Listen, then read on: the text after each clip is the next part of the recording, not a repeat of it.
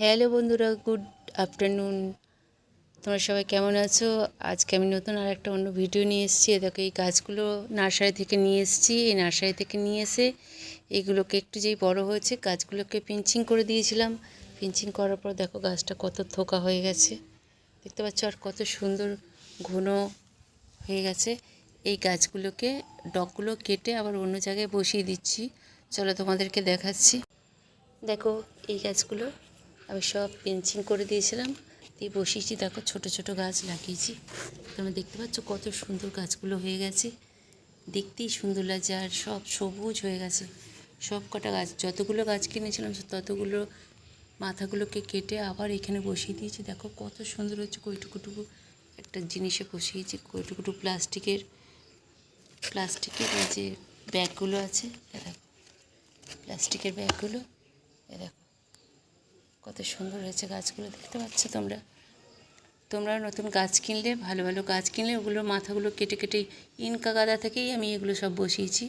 দেখো কত সুন্দর হয়েছে, দেখতেই মানুষ দেখলেই পাগল হয়ে যাবে। একবার যারা ফুল ভালোবাসে, গাছ ভালোবাসে, তারা দেখলেই সবাই একবার পাগল হয়ে যাবে। দেখো কত সুন্দর গাছগুলো হয়েছে। আমি তো সারাদিনই এই গাছগুলো নিয়ে দেখি, জল দিই, অন্য কাজ থাকলে করে নিয়ে সব সময় গাছের পিছনেই থাকি। সব সময় গাছের খাবার দিই, জল দিই।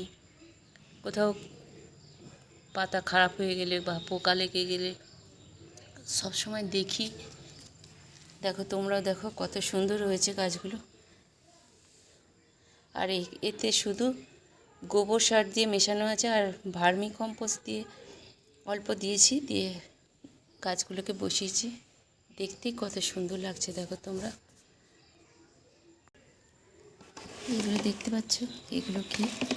এগুলো হচ্ছে সবজির খোসা। এগুলো জলের মধ্যে ভিজিয়ে রেখে দিয়েছি। এগুলো এই ভিজানো জলে, 1 বালতি জলে প্রায় 1 লিটার মতন, 10 লিটারের মধ্যে 1 লিটার এই জলটা সবজির জল মিশিয়ে ওই গাছের গোড়াতে দিচ্ছি।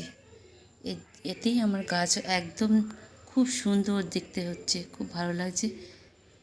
তোমরা দেখো, এরকম সার মাটি মেশানো এগুলো দিয়ে আমি গাছে দিই।